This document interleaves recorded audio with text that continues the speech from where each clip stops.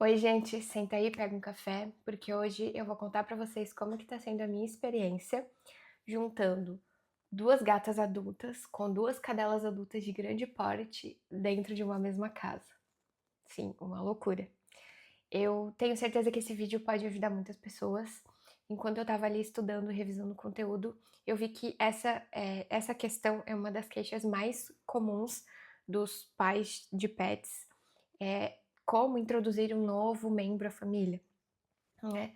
Então, eu sei que isso é um tema que gera mesmo inúmeras dúvidas e de como que a gente coloca essas duas espécies tão diferentes dentro de um mesmo ambiente. A ideia desse vídeo surgiu de um comentário de uma inscrita em um vlog que eu acabei postando.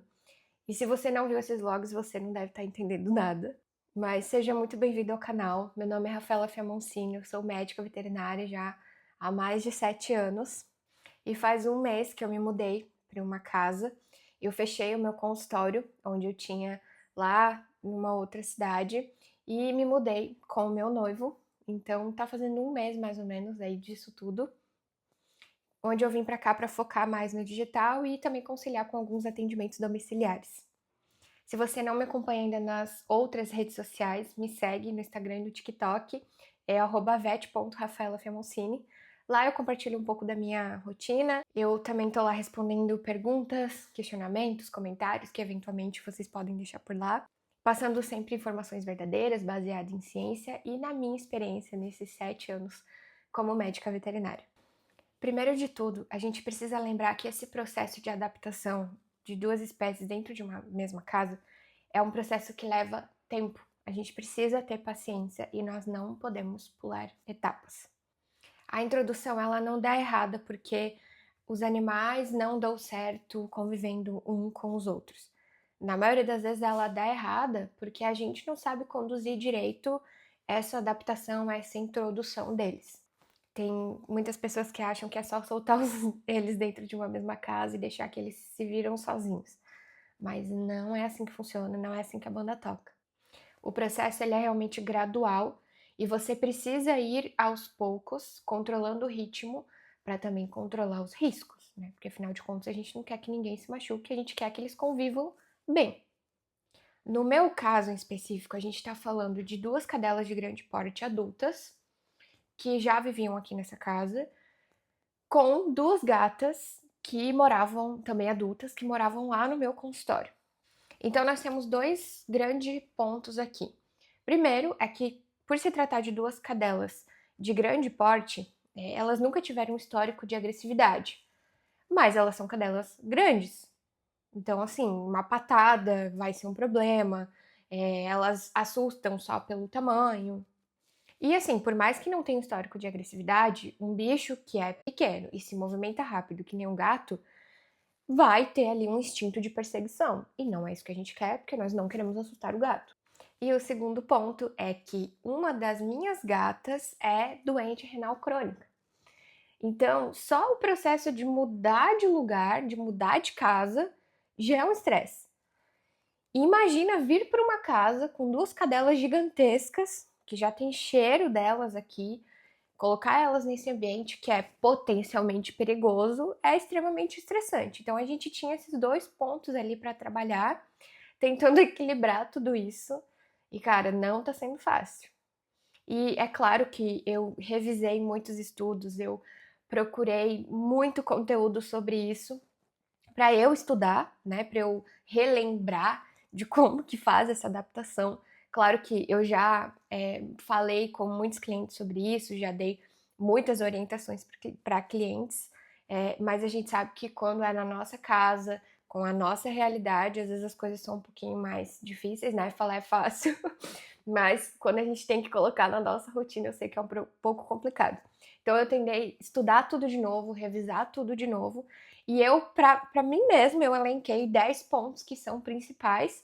E aí, agora olhando esses 10 pontos, eu pensei, cara, por que não fazer um vídeo e falar pro pessoal sobre esses 10 pontos e passar essa informação pra frente? Porque, visto que essa é uma das dúvidas mais comuns, né? Então esse vídeo pode ajudar muita gente aí do outro lado. Primeiro ponto pra gente conversar é que antes da vinda das gatas pra cá, eu já tinha feito um quarto de adaptação pra elas. Um quarto que a gente tem aqui em casa, que é de visita, e eu preparei ele pra receber elas. Então eu já tinha deixado tudo mais ou menos ajeitado. Local pra gente pôr o comedouro, pra gente pôr no bebedouro, um local diferente ali, mais separado, mais privado pra gente colocar a caixinha de areia. Já tem uma cama nesse quarto, então eu pensei em colocar as caminhas, as toquinhas, os cobertores delas ali e para que esse se torne o quarto de adaptação, o primeiro cômodo onde elas vão entrar, vão chegar e elas vão ficar ali nos primeiros 3 dias. Ah, eu também coloquei feromônio, tanto em spray quanto difusor nesse quarto, que ajuda nesse processo de adaptação em si. E deixei tudo já prontinho, preparado, para quando a gente chegasse de carro com elas, eu colocasse as caixinhas de transporte ali e as meninas tivessem esse quarto para irem começar a se habituar ao ambiente. E obviamente as cadelas não tinham acesso a esse quarto, não têm ainda acesso a esse quarto. O segundo passo seria troca de cheiros. Então, o que a gente fez?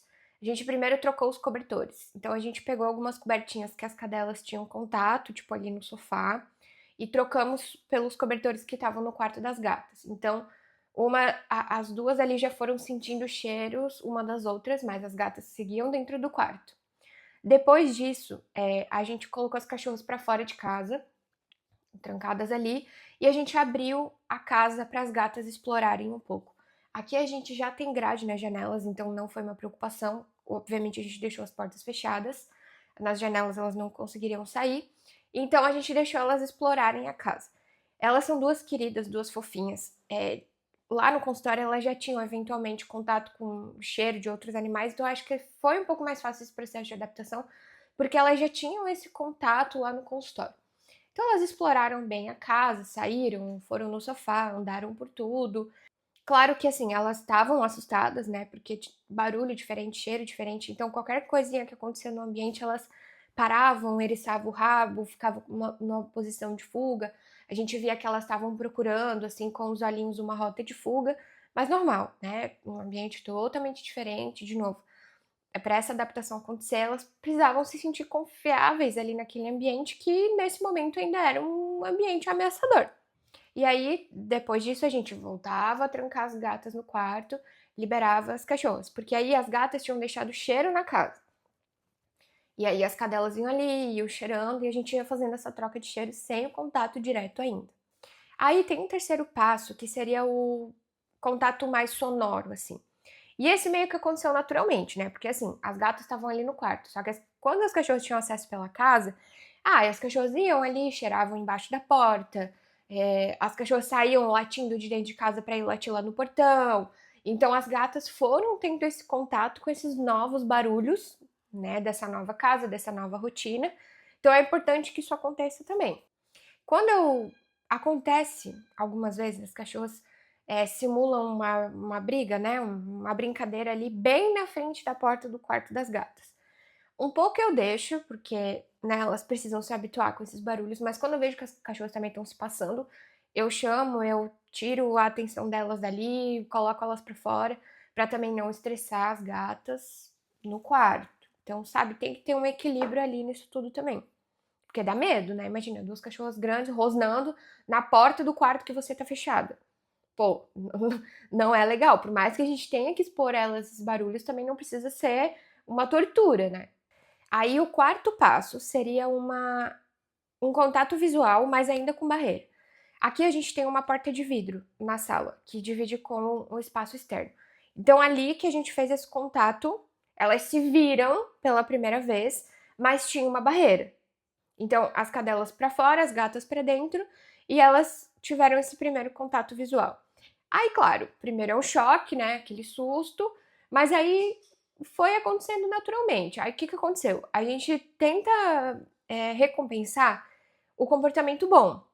Então, quando as gatas estavam calmas, carinho, pitisco. E quando as cachorras sentavam ou deitavam, a gente também recompensava positivamente.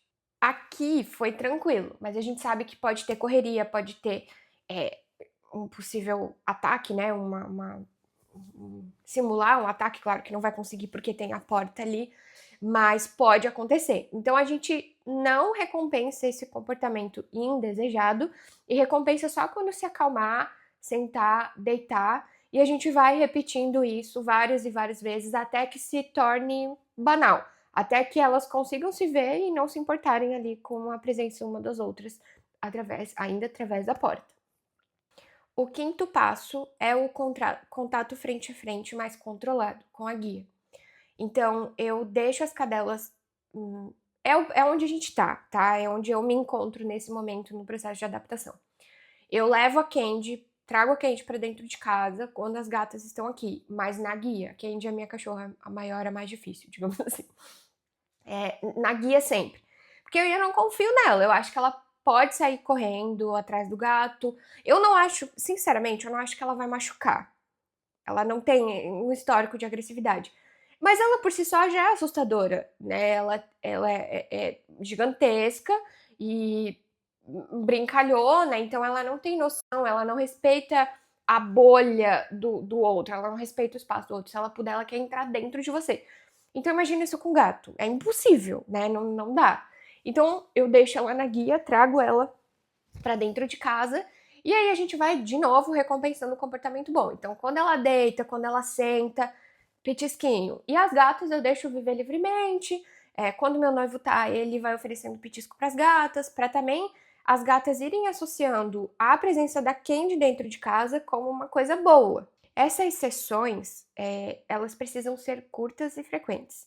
Então é melhor que você faça várias vezes no dia ou ir por vários dias seguidos, sessões de 10, 15 minutos, do que ficar semanas sem fazer nada e daí num dia querer fazer o evento e querer forçar o negócio para dar certo. Deu errado? O que é dar errado? Ah, a cachorra tentou atacar. Vai para fora, solta a cachorra lá e no outro dia a gente retoma e tenta de novo, tá? Gente, quando eu falo que tem que ter paciência, tem que ter muita paciência. Tipo assim, não é no mesmo dia querer fazer várias vezes e tentar fazer isso dar certo. Às vezes tem dia que não vai rolar. Tem dia que tá indo tudo bem, tudo ótimo, cada dia melhor. E daí tem dia que a gente retrocede muito. Mas a gente insiste, no outro dia vai lá de novo e evolui mais um pouco. E é normal, é assim.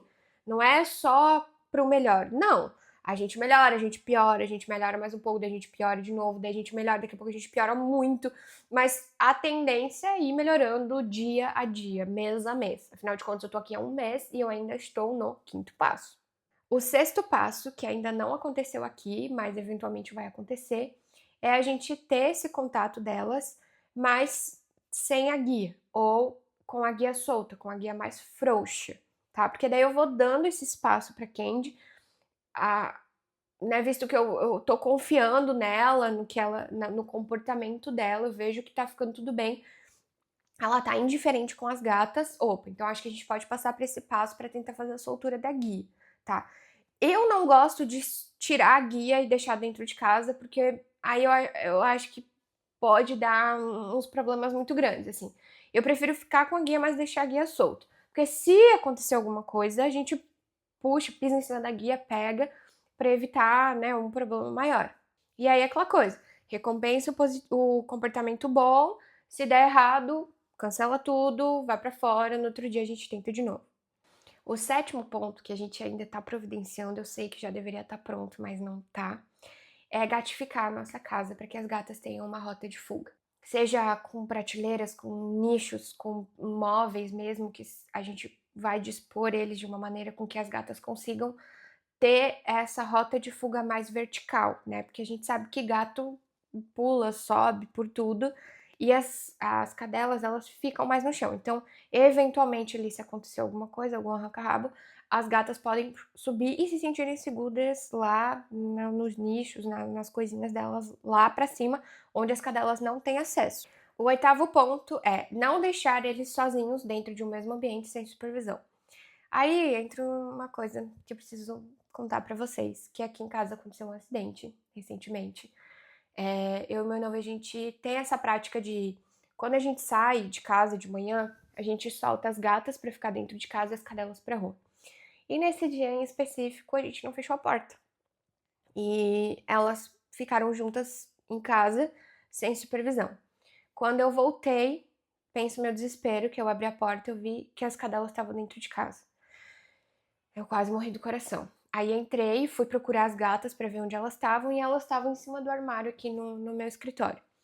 Então, assim, rota de fuga, né? As gatas, obviamente, devem ter passado muito medo, acharam uma rota de fuga e se esconderam num lugar mais alto que elas encontraram, justamente para os cachorros não alcançarem elas. Aí tá a importância de uma rota de fuga, né, para o gato, para ele ter por onde sair quando o cachorro endoidar ou fazer alguma coisa. E aí, como a gente teve esse acidente, eu fiquei com medo, óbvio, né? Eu acho que a gente retrocedeu bastante na nossa tentativa de habituá-las. Eu passei a ver que as gatas estavam ficando mais assustadas do que o normal. Antes, quando elas estavam soltas dentro de casa, os cachorros latiam lá na frente, elas meio que não se importavam.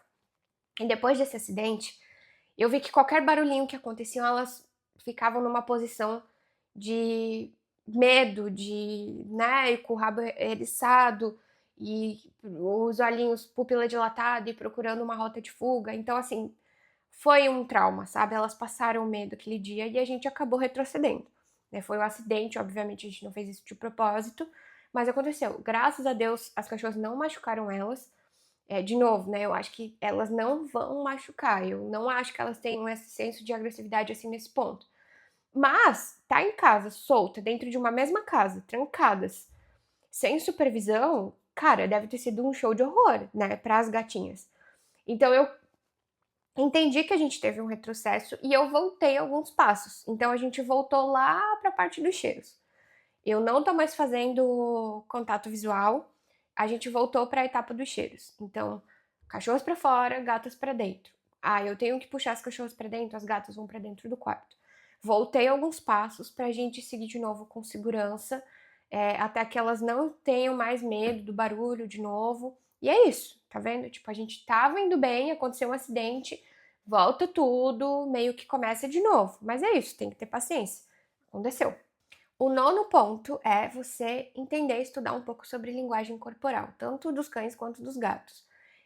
Eu sou médica veterinária, vocês sabem, eu já estudei muito sobre comportamento, eu vejo bicho todo dia, eu atendo bicho todo dia.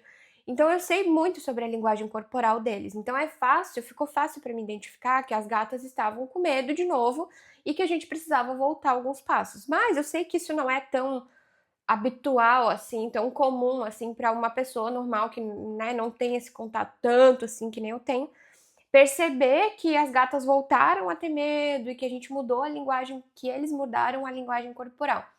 Então, esse ponto seria para vocês irem atrás, estudarem um pouco sobre linguagem corporal, afinal de contas, os animais não falam falando, mas eles falam, eles dizem muito através da linguagem corporal. Então, você estudar isso, você entender isso, eles não precisam falar para você entender o que eles estão querendo dizer, sabe? Então, dá pra gente pegar muita coisa através da linguagem corporal e, claro, né, mudança de comportamento mesmo ali do bicho. Através da linguagem corporal e da mudança de comportamento que as gatas tiveram, eu percebi que elas estavam mais assustadas. Então, você ter um pouco de noção disso ajuda demais nesse processo, porque se você vê que tá com medo, tá voltando ali a algumas coisas ruins acontecerem, volta alguns passos ou começa o processo todo de novo.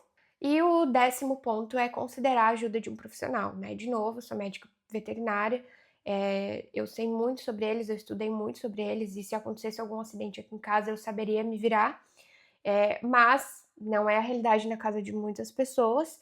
Então, se você tá com medo de fazer esses passos, eu acho que você não deve fazer a soltura deles, né? O contato sem a guia ou com a guia frouxa.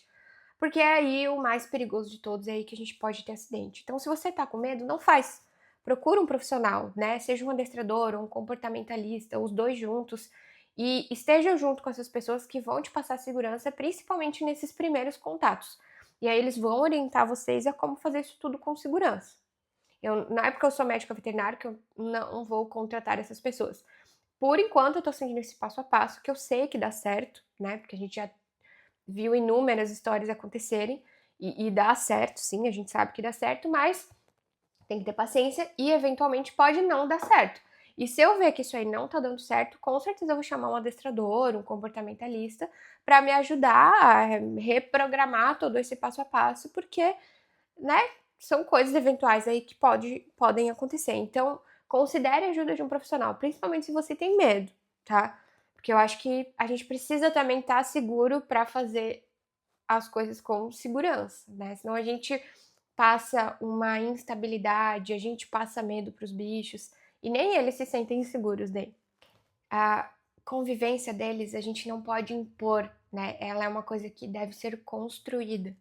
E cachorro e gato não nascem sabendo amar um o outro, mas nós podemos fazer eles se darem bem, eles se tolerarem dentro de um mesmo ambiente. E mais importante do que tolerar é confiar, né, uns nos outros também.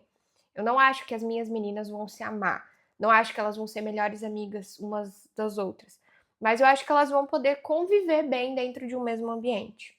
Então a gente começa pelo cheiro, depois a audição, depois o contato visual, e assim a gente vai construindo gradativamente todo esse processo de segurança e de confiança ali entre as espécies.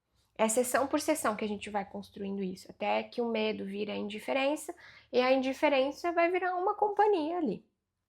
Para algumas pessoas devem estar aqui falando que é impossível disso dar certo, né? Que a Rafaela deve estar louca tentando fazer isso. Mas, gente, eu já vi muito disso dar certo. A gente já acompanhou inúmeras histórias de clientes meus, desde que eu estava na faculdade, vivendo lá minha vida acadêmica, né, que os professores contavam histórias, até na minha vida profissional mesmo, eu já vi inúmeros casos darem certo. Então dá certo. Só que a gente tem que ter paciência e seguir esse passo a passo. E quando precisar voltar, volta, né? Não se sinta frustrado, faz parte do processo. Porque no fim a gente precisa entender que a adaptação não é só sobre os bichos, né? A gente acaba tendo que adaptar a nossa casa, a gente tem que adaptar a nossa rotina, a gente tem que adaptar até os membros ali da nossa família para fazer isso tudo dar certo. E vocês viram, né? Eu compartilhei com vocês que acidentes acontecem, aconteceu aqui comigo dentro da minha casa, e aí a gente analisa o que aconteceu, volta alguns passos e tenta de novo. E eu posso te falar com certeza, esse passo a passo, ele dá certo, ele já deu certo para muita gente, para muitos clientes meus, só que ele não pode ser tomado como uma receita de bolo. É, isso, depois isso, depois isso, depois isso. Não, a gente tem que entender que é uma sequência de coisas que pode dar muito certo. Mas se a gente perceber que tem alguma coisa dando errado, às vezes eu preciso voltar alguns passos, às vezes eu preciso ficar mais tempo na fase 1, mais tempo na fase 2. E isso é de acordo com a realidade de cada um. Aqui na minha casa está sendo assim, mas na casa de cada cliente meu, de cada pessoa que eu passei essas dicas, foi de um jeito. Então não é uma receita de bolo. Esses 10 passos são uma base que você precisa ter noção para seguir. Mas o que vai acontecer aí, ou o que está acontecendo aqui em casa, é muito individual, né? Então não é uma receitinha que você segue. Você tem que ter noção da base. E a partir dali a gente vai construir essa convivência. Tem alguns pontos importantes que eu falei aqui no vídeo, tipo feromônio, tipo gatificação da casa, tipo linguagem corporal, que são alguns pontos mais específicos que dá para fazer vídeo só sobre isso. Então, se vocês quiserem que eu aborde mais sobre esses temas, deixem nos comentários, que eu posso fazer vídeos realmente específicos aí sobre isso e contar como que foi, como que tá sendo o processo aqui em casa também, principalmente com relação aos feromônios, né? E, gente, aproveita para se inscrever no canal, aproveita para deixar um like, aproveita também para compartilhar esse vídeo com alguém que possa precisar desse tipo de orientação. E obrigada por ficarem até aqui, por acompanharem essa novela mexicana muito louca que é a minha vida, tentando adaptar 2 cadelas de grande porte com 2 gatas adultas dentro de uma mesma casa. E se você não assistiu o último vídeo aqui no canal, assista, que eu falei sobre 5 hábitos gratuitos para o seu cachorro viver pelo menos mais 10 anos.